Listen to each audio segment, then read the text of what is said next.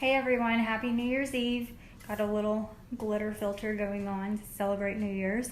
I'm working on getting my mantle switched over from Christmas decor to winter decor. Some of the things I already had and some of the stuff I found on clearance at Target the other day, and I'll show y'all in just a second. But I'm going to try to make a reverse canvas print picture today and do a little tutorial. Okay, so here is my mantle so far. I had my olive bucket and birch logs already, and then the lantern still has the potpourri in it that I had from Christmas because it's cinnamony and it's a good winter scent. And then my berry wreath I got on clearance last year at Hobby Lobby, and it was up for my Christmas mantle also. I switched my window back from the Believe words to the Together words.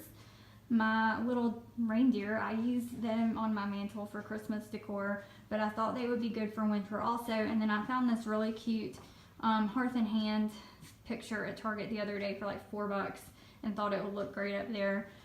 This just ties in with my berry wreath. It was also $4 at Target. It had regularly been $20. And then my little hearth and hand vase, I already had the greenery, and those are some of the books I got for $2.50 each at the Goodwill the other day. So the reverse canvas print that I'm going to attempt to make today is going to go right there in that bare spot, and like I said, I'm going to do a little tutorial and hopefully it will turn out. Okay, so here's what you need to start with: just a canvas. I had mine in my craft room. It was one of those 2-pack value canvases that you get from Michael's or Hobby Lobby. It's 11 by 14. Paintbrush and paint. I decided to go with Old White Annie Sloan chalk paint because I think it'll best match that print from Target, that antler print. So I'm just going to paint the top part of the canvas because eventually we will be cutting it off from the wooden frame. So just give it a coat on the top. Don't worry about getting the sides. Just a nice even coat. It's kind of hard to tell because it's a light paint color, but I've got one coat nice and evenly on the canvas, and I think I only need to do one coat because I'm doing a light color, but if you were doing a dark color you would probably need to let it dry and see if you needed to add a second coat. So I'm going to let this dry and then we'll move on to the next step. Okay, it's been a couple hours and my paint on my canvas is dry, so on to the next step. You have to cut the canvas off of the frame. So flip it over so your finished side is down. Take some kind of knife, X-Acto knife, box cutter knife, whatever you have available to you.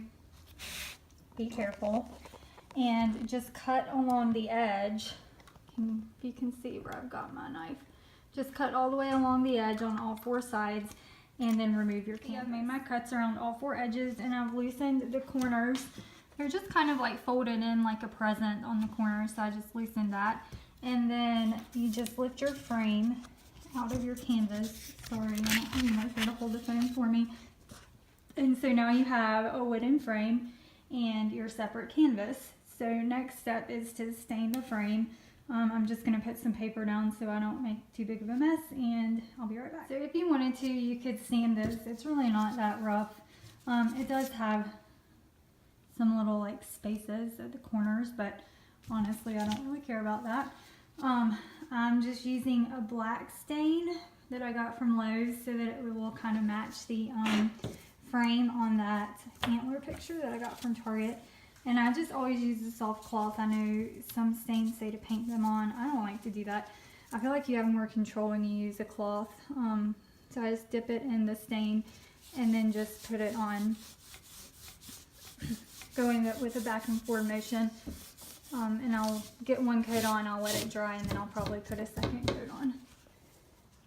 Alright, so my handwriting is terrible. I got some hand lettering books for Christmas. We'll see if they do any good, but in the meantime I just cheated and printed up what I wanted my sign to say with my Cricut with vinyl.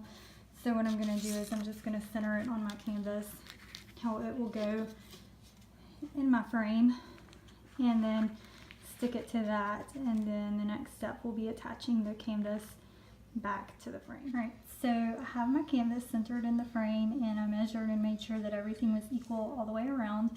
And then the next thing I'm going to do is just take a pencil and mark my edges so that I know where I need to staple it, and then I'll turn it over and staple the back.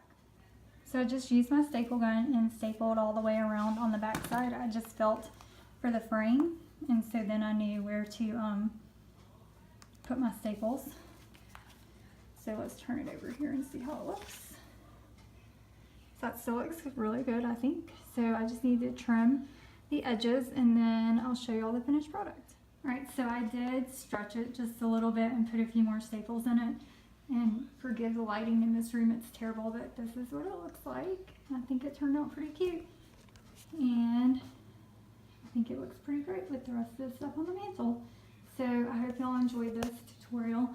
A reverse canvas print is super easy to make and a great way to just make something quick and cheap for your home decor.